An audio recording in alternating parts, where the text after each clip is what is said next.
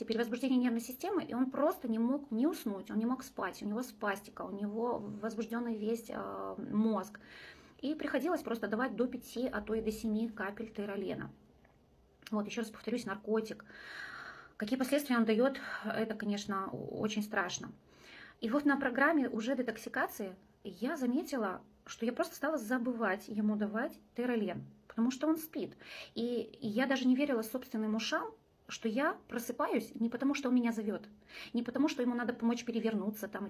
Он стал сам спокойно переворачиваться. У него за год очисток правильной вот этой системы, у него спастика уменьшилась на 30%. Это я могу сказать вот прям с точностью.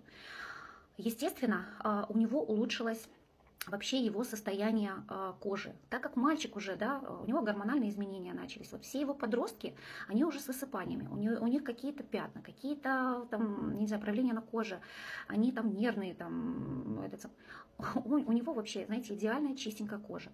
Настолько хорошо ребенок себя чувствует и спит великолепно. Он просыпается, если он хочет просто пописать. Вот. У него, значит, что еще могу заметить? Очень сильно улучшилось состояние именно когнитивных функций. Вот, допустим, ребенок, когда на спастике, у него же неправильные сигналы все идут с мозга, да, потому что нарушение было ишемического характера. Вот.